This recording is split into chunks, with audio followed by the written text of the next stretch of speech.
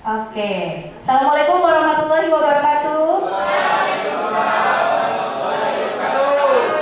Selamat siang teman-teman. Wih, semangat banget kayaknya ya. Karena apa nih semangatnya? Sudah makan? Oh, sudah makan. Makannya di hotel lagi ya, luar biasa ya. Enak ya tadi ya? Oh, makan apa tadi? Beef. Oh, steak, baik. Hah? Beef roulette. Oh, beef roulette. Pakai nasi? Oh, enggak.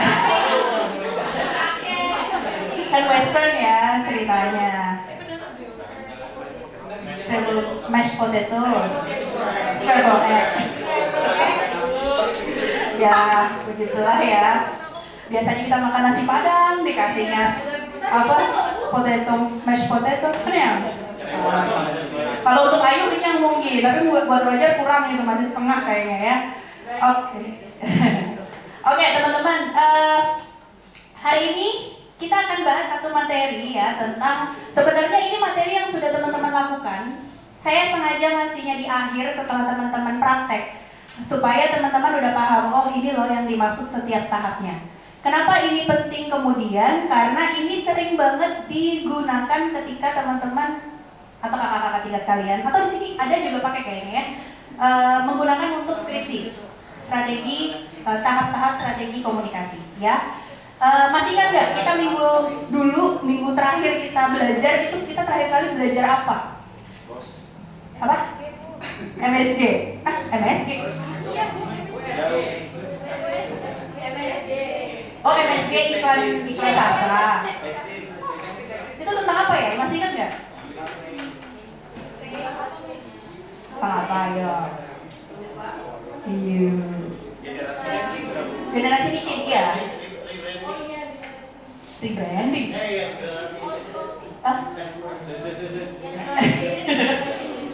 Apa ya kemarin? Terakhir kali kita ngebahas micin strategi. Oh iya, kita bahas kenapa ya kemudian apa yang menarik dari iklan micin kemarin ya. Saya tampilkan iklan micin, terus kalian mengidentifikasi poin-poin yang menarik dari iklan tersebut ya. Micin selama ini dikenal tuh sebagai sesuatu yang kurang bagus. Ya, micin itu sama dengan bodoh, bener kan ya? Kemarin kita bahas. Kalau kita googling micin, sayangnya yang keluar adalah brand-brand. Salah satunya adalah Sasa. Sehingga Sasa berpikiran bahwa wah bahaya nih. Kalau orang-orang berpikirnya kita adalah sesuatu yang kurang bagus, sesuatu zat yang bikin bodoh, maka nanti gak akan ada orang yang mau beli Sasa di kemudian hari. Apalagi anak-anak muda sekarang itu senangnya tuh yang gaya-gaya hidup sehat gitu kan, yang makannya mashed potato, gak mau lagi makan nasi putih ya, makannya harus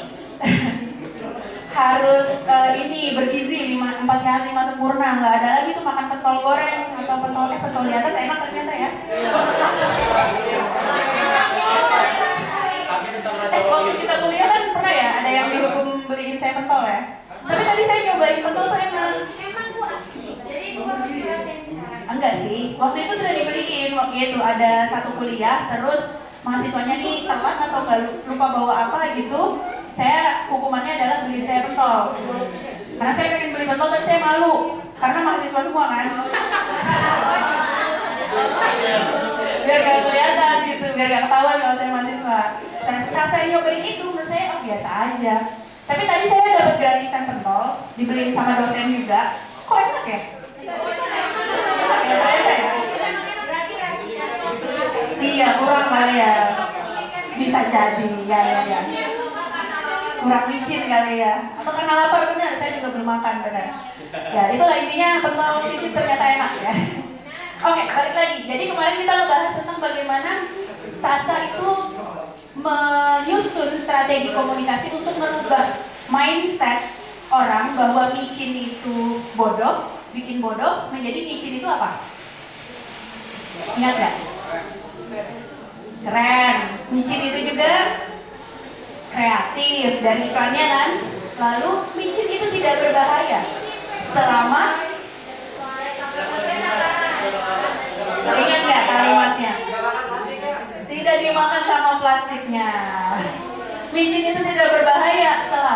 dimakan bersama bungkusnya. Itu adalah pesan komunikasi yang dikemas memang tujuannya untuk merubah mindset dengan penggunaan kata-kata yang sederhana saja.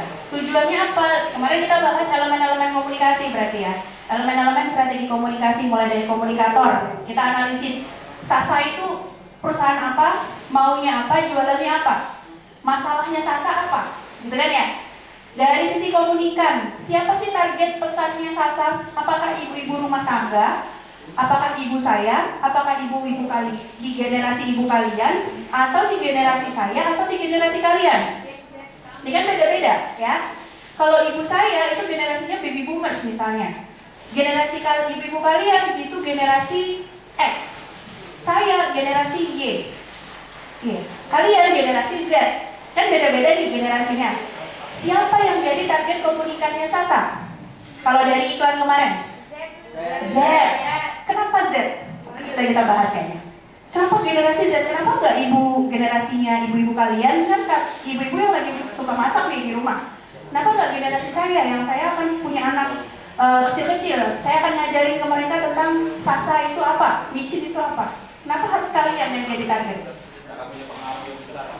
Karena punya pengaruh yang besar lewat sosial media, ya. Karena nanti sebentar lagi nih, kalian gak akan kerasa nih. Sebentar lagi kalian KKN, habis KKN kalian skripsian, habis skripsian kalian lulus nyari kerja, itu nikah, kalian bakal punya anak. Sekarang masalahnya adalah generasi kalian ini udah punya pandangan bahwa hidup sehat tanpa micin. Ketika kalian punya anak, kira-kira yang kalian ajarkan ke anak kalian gimana? Ya hidup sehat juga, tanpa micin juga. Kalau itu terus-menerus rantainya, pola tersebut sama, maka bahaya nih kelangsungannya Sasa di masa yang akan datang. Itu maksud yang dilakukan oleh Sasa kemarin itu yang disebut dengan rencana strategis.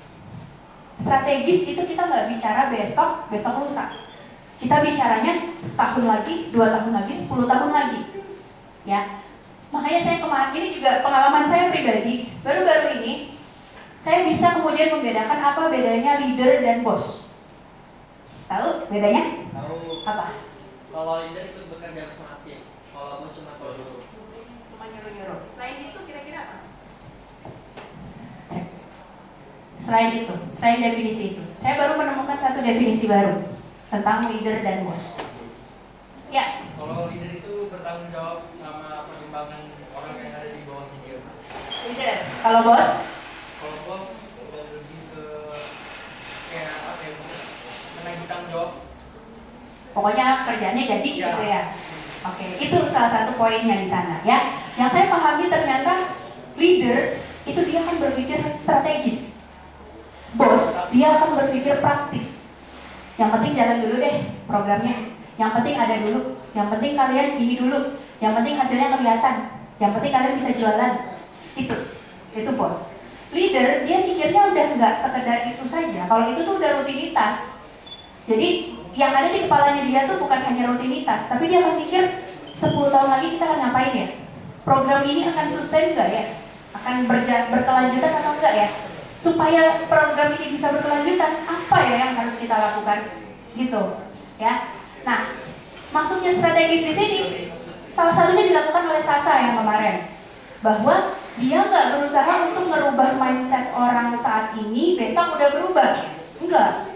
Yang dia butuhkan adalah perlahan nih, pelan-pelan.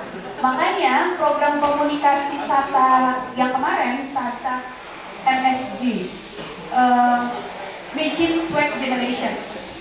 Kampanye itu nggak 1-2 hari dilakukan, nggak cuma lewat media TV aja, nggak cuma media sosial aja. Dia bikin konser, dia bikin sampai saat ini pun masih berjalan. Karena proses merubah mindset itu tidak bisa cepat, harus disisipkan pelan-pelan. Makanya di sini ada nggak yang hafal lagu Perindo? Hafal kan? Kenapa kalian bisa hafal? Karena kalian dengar tiap hari, khususnya yang masih suka nonton TV, RCTI itu, atau MNC lah, ya kan ya? Kenapa itu bisa tertanam di otak kita? Karena kita terus-menerus diberi suguhan seperti itu. Strategisnya adalah nanti ketika kalian milih, yang paling familiar menurut kalian itu adalah Perindo. Walaupun kalian juga nggak sengaja untuk mencari tahu Perindo ya, tapi karena kalian dicekokin, kalian jadi saya familiar sama Perindo deh, Perindo aja deh gitu. Kalau partai yang lain tuh kayaknya agak serem gitu ya. Ada yang gambar banteng, ada yang gambar Mercedes gitu kan ya. Kayaknya serem gitu, berat banget. Kalau Perindo tuh lebih enak muda, lagunya juga asik gitu, misalnya. Contoh aja ya, itu juga yang akan dilakukan oleh Sasa, merubah mindset berupa rencana strategis mereka. Gitu ya, itu yang kemarin kita bahas. Komunikannya udah ada, pesannya juga udah tahu, MSG ya. Terus apalagi salurannya lewat media sosial, media televisi, YouTube, konser. Tadi saya cerita ada konser, below the line, above the line tuh semuanya mereka susupin dengan pesan-pesan yang sama. Terakhir adalah efek, ya kan ya? Elemen terakhir komunikasi itu adalah efek. Ini masuk juga nih ke definisi strategi komunikasi dari awal sudah kita bahas, ya. Salah satu definisi yang paling populer tentang strategi komunikasi, yaitu yang dari Middleton, di mana elemen-elemen komunikasi itu ada komunikator, pesan, media, penerima, sampai ke efeknya apa. Efek komunikasi ada 3 kan ya? Masih ingat apa?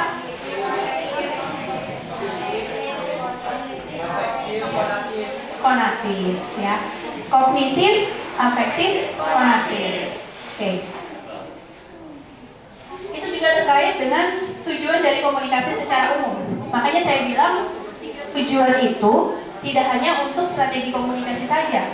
Strategi tujuan pesan di dalam media, kalau buat kalian yang dari mengelola media itu juga sama.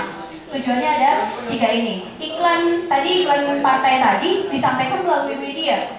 Tujuannya apa? Tujuannya yang pertama kognitifnya dulu. Dia ingin ngasih tahu, ini loh ada partai baru, partai yang lebih anak muda misalnya, partai yang apa ya, ya gitulah ya. Ada ya. Pokoknya kalian tahu lah ada partai yang baru gitu. Ada afektif, to establish acceptance, penerimaan di diri kalian. Kalau tadinya awalnya kalian tidak memperhitungkan partai tersebut dalam bursa partai di pikiran kalian, bisa jadi sekarang kalian mulai mempertimbangkan, boleh juga nih kayaknya, siapa sih calonnya, dia dukung ke arah mana sih, siapa aja sih caleg-calegnya misalnya. Kalian udah mulai mempertimbangkan ke arah sana, berarti acceptance-nya sudah mulai terbentuk.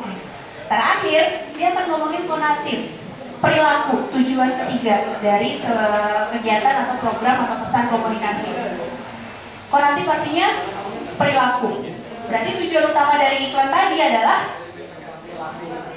mengikut perilaku. Ya. Secara realnya, perilakunya apa yang diharapkan? Perilakunya apa yang diharapkan? Bukan, iklan partai. Udah ganti.